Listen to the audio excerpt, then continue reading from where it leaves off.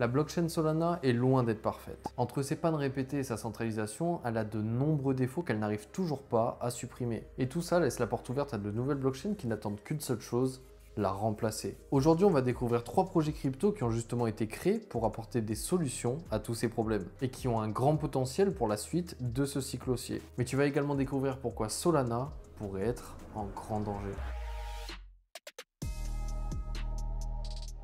87 milliards de dollars. C'est la capitalisation qu'avait réussi à atteindre la blockchain d'Anatoly Yakovenko. Mais malgré le fait qu'elle affiche des volumes conséquents et un nombre d'utilisateurs croissant, il faut également se rappeler que son histoire, elle est loin d'être parfaite. On se souviendra de nombreuses pannes et plus particulièrement de celle de septembre 2021, qui avait provoqué un arrêt total de la blockchain pendant plus de 17 heures, ce qui a obligé les validateurs à se coordonner afin de redémarrer manuellement la blockchain. On peut également parler de sa centralisation avec seulement 1200 validateurs contre plus de 700 000 sur Ethereum. C'est vraiment très peu, non mais sérieusement, même Multivers X, il en a 3200. Et faut pas oublier que la majorité des jetons seuls, ils sont détenus par un petit groupe d'individus. Et ça, c'est un problème, parce que ça leur permet d'avoir un pouvoir de gouvernance qui est réellement démesuré. Car je te rappelle que cette blockchain, elle utilise un mécanisme de Proof of History, mais aussi un mécanisme de Proof of Stake. Ce qui fait que ces personnes, elles peuvent avoir un droit de vote beaucoup plus important que le reste de la communauté. Et malheureusement, c'est complètement contre-productif, surtout pour une blockchain qui de base se veut décentralisée. Tout ça, ce sont les différents défauts de la blockchain Solana.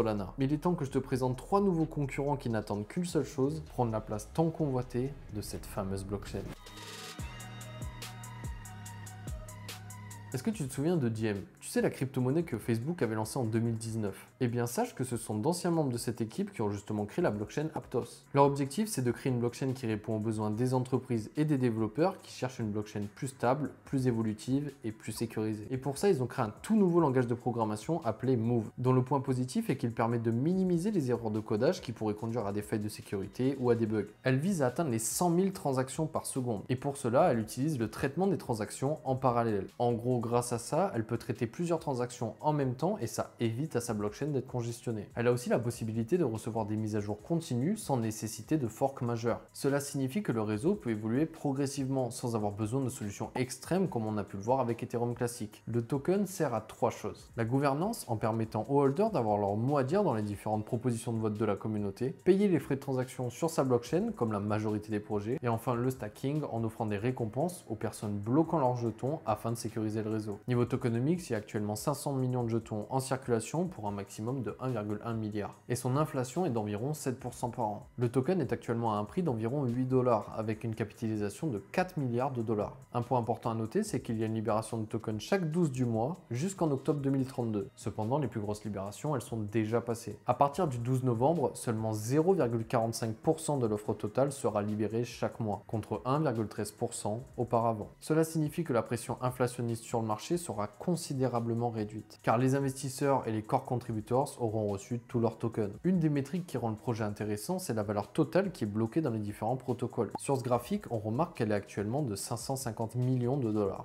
Depuis le 1er janvier 2024, la TVL a été multipliée par 5, ce qui montre l'engouement sur cette blockchain. En plus de la valeur totale bloquée, il y a une autre métrique intéressante, c'est le nombre total d'adresses sur la blockchain Aptos. Elle se démarque par le plus grand nombre d'utilisateurs, avec un peu plus de 29 millions d'adresses, ce qui la place devant les 2 autres projets. Cela montre l'adoption croissante de la plateforme et l'intérêt qu'elle suscite dans l'écosystème. Il est maintenant temps de découvrir un autre projet de Layer 1, un peu plus connu, mais avec beaucoup plus de potentiel.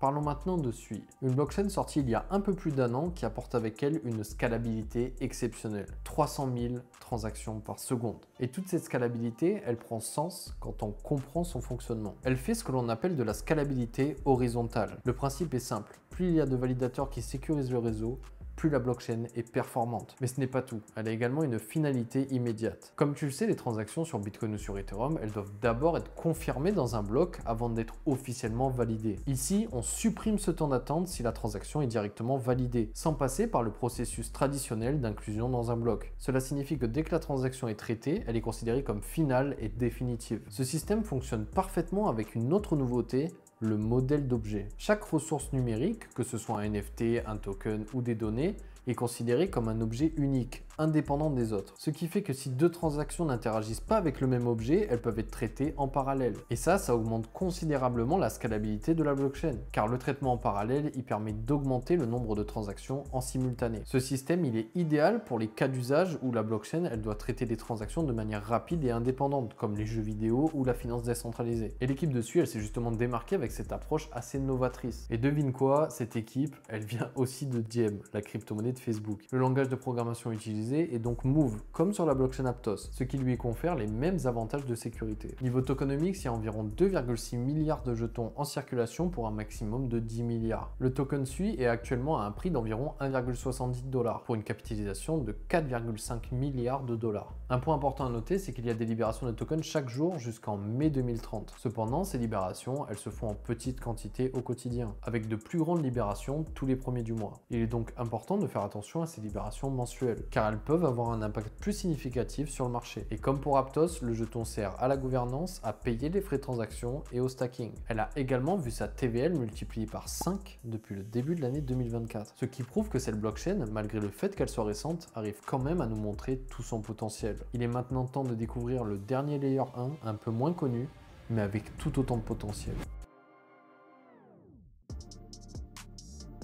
Sei, elle a été spécialement créée pour une fonction, la finance décentralisée. Elle vise à offrir une infrastructure plus performante spécialisée dans les applications financières. Pour cela, elle introduit un moteur d'exécution d'ordre centralisé, appelé Central Limit Order Book. Cela lui permet d'optimiser la correspondance entre les ordres d'achat et de vente, ce qui est crucial pour les échanges décentralisés et plus spécifiquement le trading à haute fréquence. Grâce à cela, elle évite les problèmes de front-running. C'est quand quelqu'un profite des informations sur les transactions en attente pour passer des ordres avant les autres. Et en plus de tout ça, Sei a une latence extrêmement faible de seulement 600 millisecondes, ce qui lui offre l'une des finalités de transaction les plus rapides de tout l'écosystème blockchain. Niveau tokenomics, il y a actuellement 3,5 milliards de jetons en circulation pour un maximum de 10 milliards. Le token Sei est actuellement à un prix d'environ 0,45 $, avec une capitalisation de 1,5 milliard de dollars. Un point important à noter, c'est qu'il y a une libération de tokens chaque jour, avec 0,05% de l'offre totale débloquée quotidiennement. Ce flux constant aide à limiter l'inflation et maintenir la stabilité du marché. Comme pour les deux projets précédents, le token sert à la gouvernance, à payer les frais de transaction et au stacking. Et son inflation est d'environ 7% par an. Sei a également vu sa TVL exploser. Et là, je te parle pas d'un x5, mais d'un x37 depuis le début de l'année 2024. Et malgré les récentes corrections, elle a réussi à se faire une place dans cet environnement très concurrentiel. Et tout ça en répondant à une demande de niche.